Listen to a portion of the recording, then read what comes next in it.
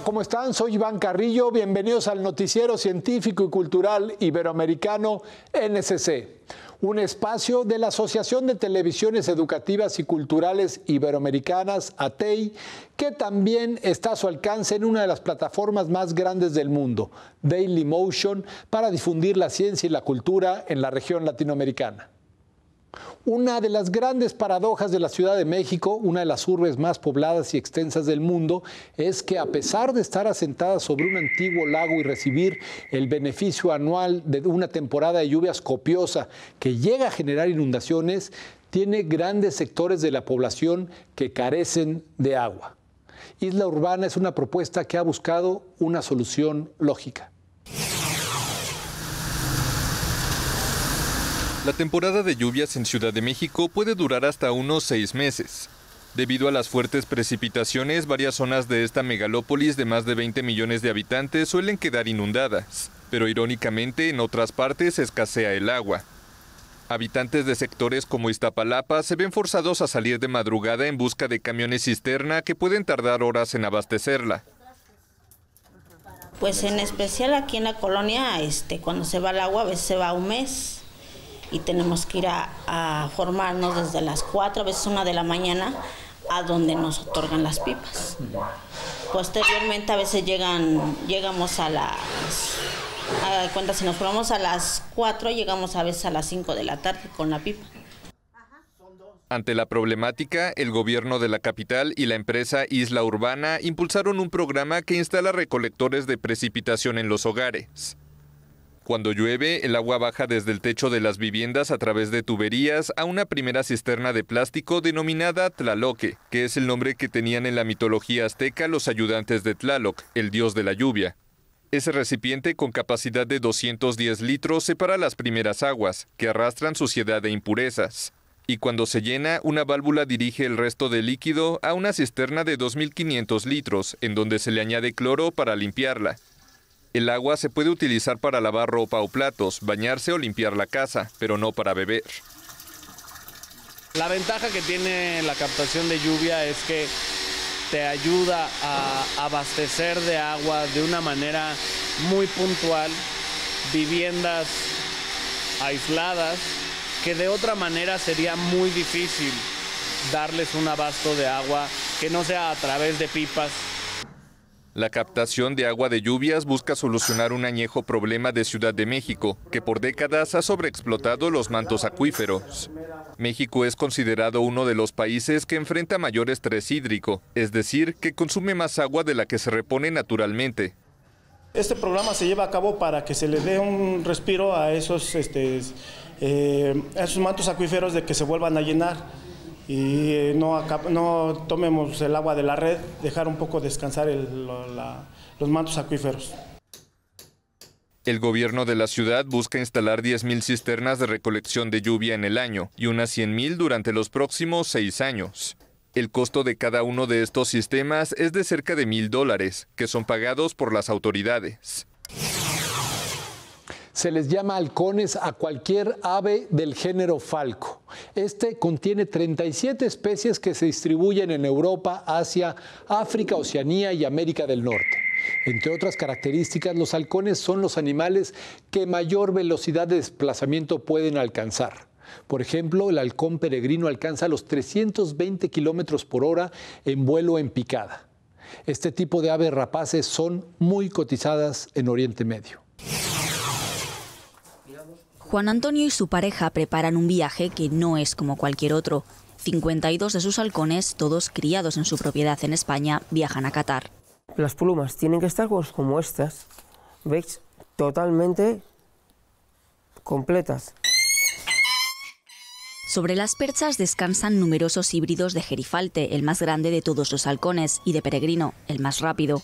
Cada año alrededor de 150 aves rapaces salen de sus criaderos en Castilla y la mayoría lo hace hacia Oriente Medio. Allí son comprados por miles de euros por aficionados a las carreras de halcones o de la caza. Tienes clientes que compran los pájaros para equipos del príncipe.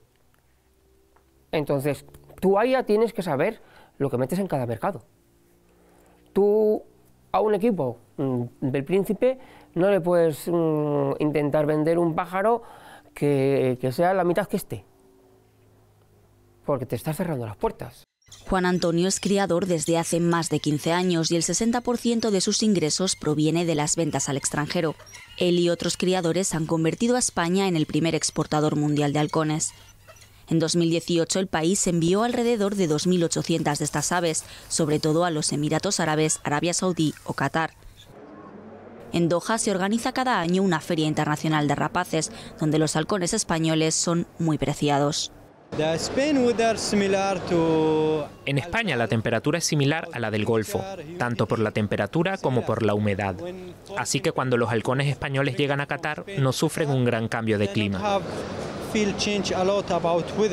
Un comprador en el Golfo paga un promedio de 2.000 euros por un halcón español, pero las aves de algunos criadores de gran reputación y que venden a las familias reales del Golfo pueden alcanzar las decenas de miles de euros. Hay jeques que tienen muchos halcones, que posiblemente ni conozcan.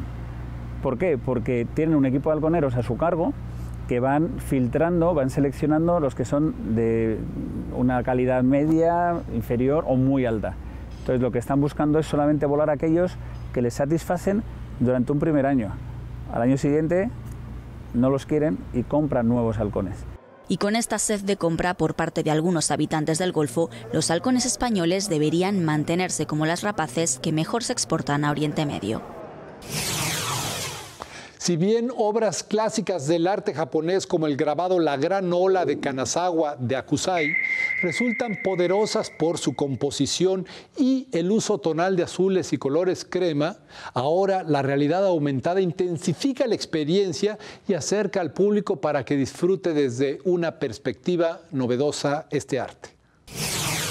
La icónica ola de Katsushika Hokusai puede verse desde ahora en pantalla grande y en movimiento en una muestra en Tokio que presenta en formato digital interactivo los grabados más conocidos de este artista nipón. La imagen de una gran ola rompiendo sobre barcas de pescadores con el monte Fuji de fondo es una de las más conocidas del arte japonés. Esta muestra propone ahora una nueva forma de mirar el grabado que Hokusai tituló Bajo la ola de Kanagawa y los otros de su emblemática serie dedicada al Fuji, en la que el visitante puede navegar entre los diferentes planos que componen las imágenes. Pero no solo se limita al arte nipón, pues también es posible encontrar obras de pintores impresionistas. En este espacio, los visitantes pueden tomar fotografías y video, algo imposible con los grabados originales que son altamente sensibles al aire y a la luz debido a la delicadeza de los pigmentos naturales y del papel. La muestra estará en principio abierta al público solo durante 2 meses, aunque los organizadores planean extenderla durante 2020 en función del número de visitantes que reciban. Es la rana más grande del mundo. Algunos especímenes llegan a pesar hasta 1 kilo y los pliegues distintivos de su cuerpo, los cuales le permiten respirar bajo el agua, le ofrecen un aspecto muy simpático. A pesar de ello y de ser completamente inofensivo, este anfibio único en el planeta está en peligro de extinción, entre otras cosas, por las creencias regionales de que puede favorecer el potencial sexual de quien lo consume. 36 ranas gigantes del lago Titicaca, una especie en peligro de extinción, nacieron en cautiverio en el Parque Zoológico Huachipa, en el este de Lima. La rana del Titicaca es una especie categorizada en peligro crítico de extinción. Los animales que estamos viendo el día de hoy son producto de la reproducción de unos primeros ejemplares que fueron traídos al zoológico de forma de decomiso. Todos los animales que están acá en el zoológico ya son nacidos de ese primer núcleo familiar.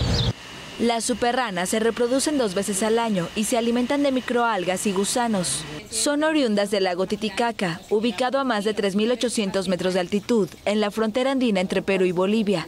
Algunos ejemplares pueden llegar a pesar hasta 1 kilo y miden entre 35 y 40 centímetros. La especie está amenazada, sobre todo por la demanda para realizar extractos de rana para consumo humano. Algunas creencias populares les atribuyen propiedades afrodisíacas. Son varias las razones, no solo es una. Es el tema de la contaminación del lago, es el tema de que las capturan para hacerlas en licuado y está además el tema de que hay unos animales que compiten con ellas por el alimento y también se las comen, que son las truchas. Es la segunda camada de ranas que se logra en Huachipa. La primera fue enviada a fines de 2015 al zoológico de Denver en Estados Unidos para su estudio. Está usted viendo NSC. Síganos en nuestras redes sociales, Dailymotion, Facebook, Twitter e Instagram. Somos NSC Iberoamérica.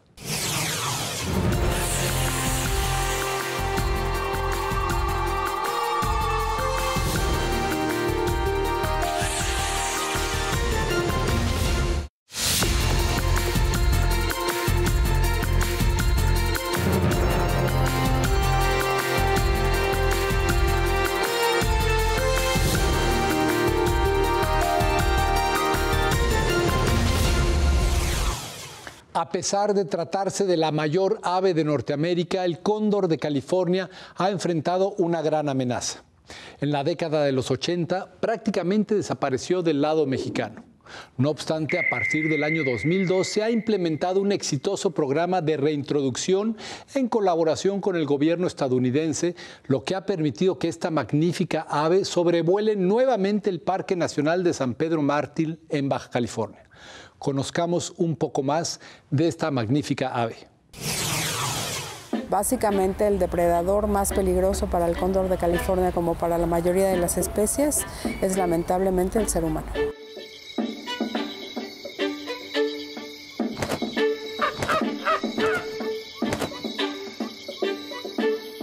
Muy probablemente han visto al cóndor de California en fotos, documentales o zoológicos, aunque pocos saben del cambio de color en su piel de la cabeza dependiendo su estado de ánimo.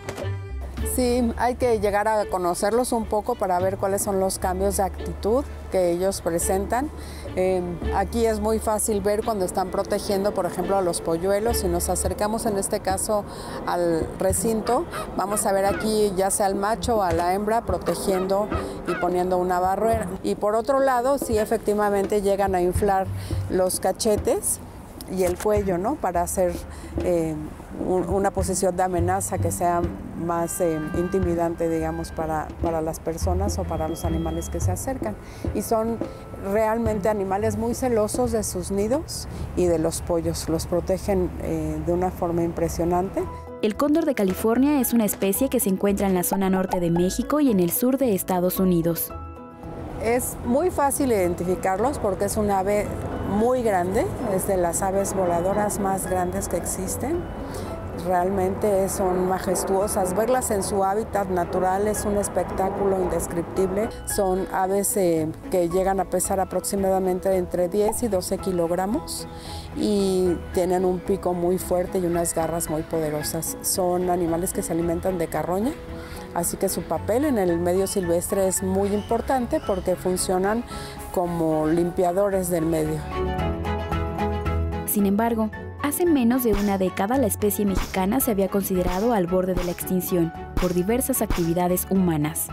Desafortunadamente mucha gente salía a cazar animales en la zona de distribución del cóndor mexicano o del cóndor de California y al consumir ellos carne contaminada por plomo de las balas que usan para la cacería, se intoxican y entonces los niveles de plomo se elevan en el cuerpo del cóndor y se muere. Los zoológicos de Estados Unidos decidieron rescatar a las últimas parejas de cóndor de California, llevarlas al zoológico e iniciar un programa de recuperación ahí a través de la reproducción de estas últimas parejas que se encontraron en vida libre. El programa de reproducción fue muy exitoso y ellos iniciaron el programa de reintroducción en las zonas de distribución de los cóndores en el sur de Estados Unidos.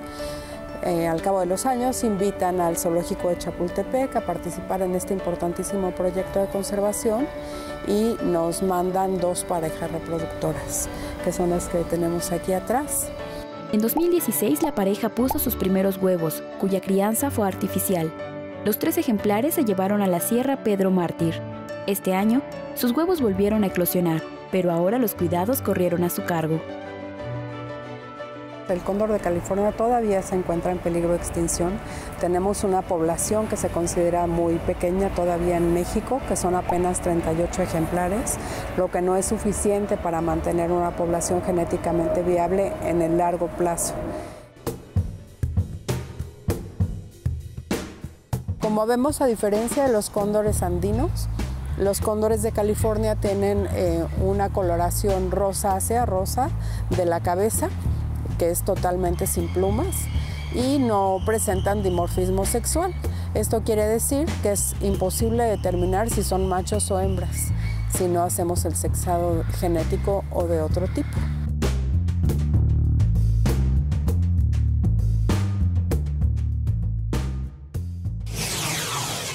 Fue en el 2017 cuando la revista Human Reproduction Update publicó un estudio donde se señalaba que la cantidad de espermatozoides en los hombres de los países occidentales presentaba una reducción de hasta 60%. La investigación prendió los focos rojos con respecto a las posibles causas como la contaminación ambiental y sobre todo por la manera en que se podría comprometer el futuro de la humanidad. Entre las posibles soluciones se habla de la creación de espermatozoides artificiales, un tema éticamente muy polémico.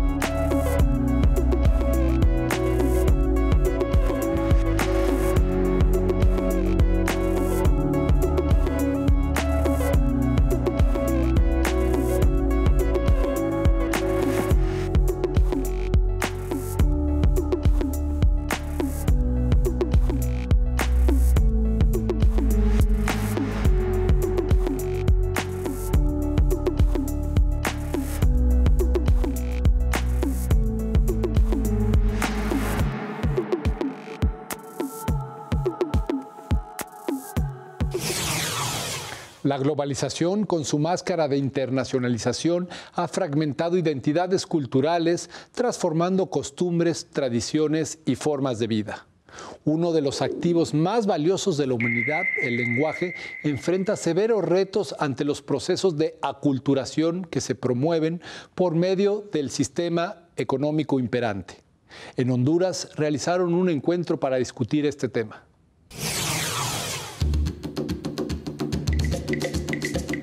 Con acompañamiento de expertos internacionales se llevó a cabo el primer Congreso de Educación Intercultural en Honduras. La idea es crear espacios de análisis y propuestas para mantener vivos a los pueblos indígenas de la región.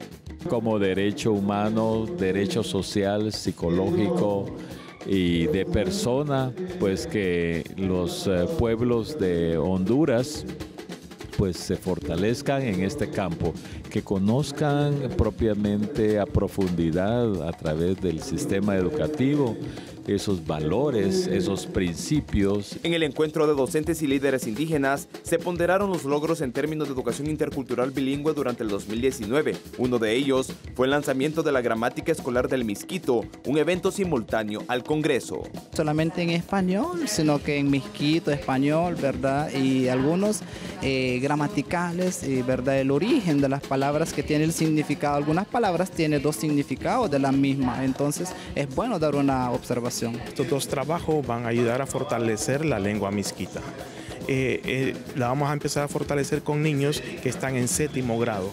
Esa es la muestra piloto que vamos a hacer y lo vamos a hacer en Puerto Lempira para empezar y luego nos vamos a extender a los demás municipios de Gracias a Dios. Con este avance se abre la oportunidad para que en las escuelas se aprendan las lenguas vivas de la cultura hondureña, además de disminuir la brecha entre la educación y los pueblos indígenas y afrohondureños. Se ha aprobado el modelo educativo para pueblos indígenas. El artículo 129 del reglamento de la Ley Fundamental de Educación establece que se deben implementar modelos educativos en espacios culturales y lingüísticos diferenciados.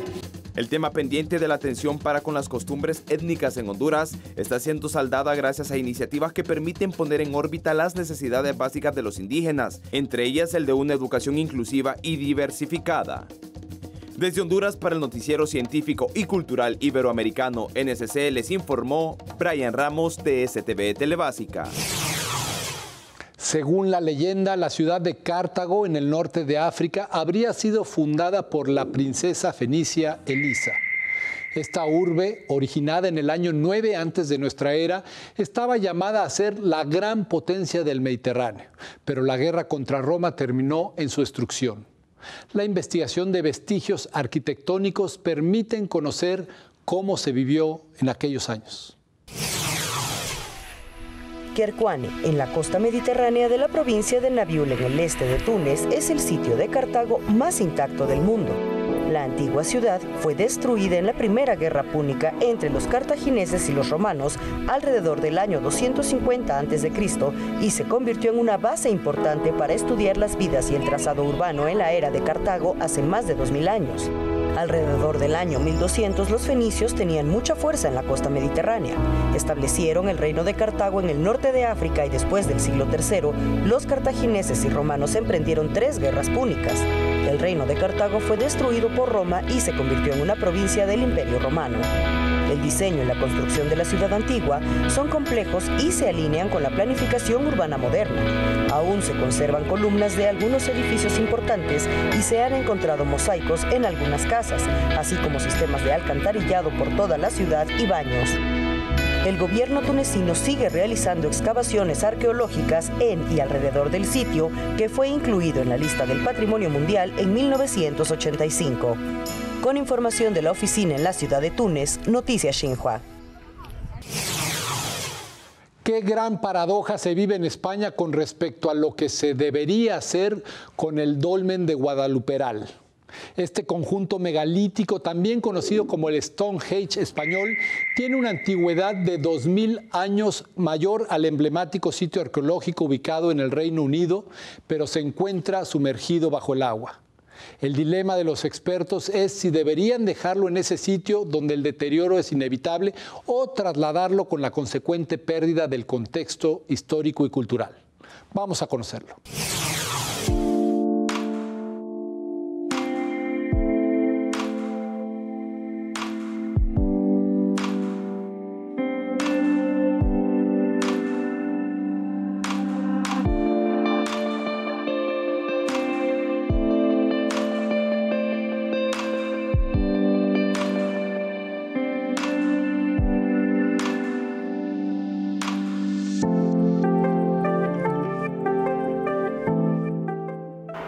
Pues es una construcción megalítica de extraordinaria importancia porque estamos hablando de 7000 años.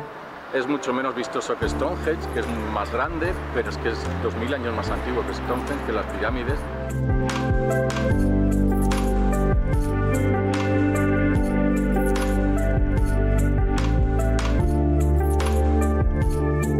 Los objetivos son conservarlo para que no se siga deteriorando, porque según los geólogos aguanta ya muy poco, y además se está derrumbando el barranco subacuático donde se encuentra, y eso se pierde en pocos años.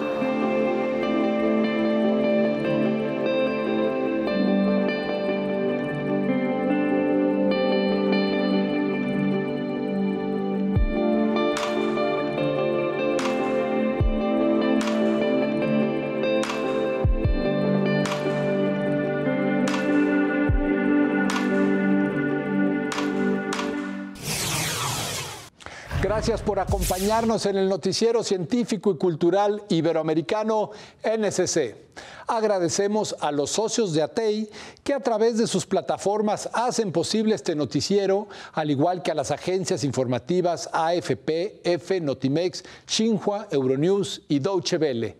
Soy Iván Carrillo, los invito a visitar nuestra página noticiasnsc.com y a utilizar nuestra aplicación. La próxima semana más información científica y cultural.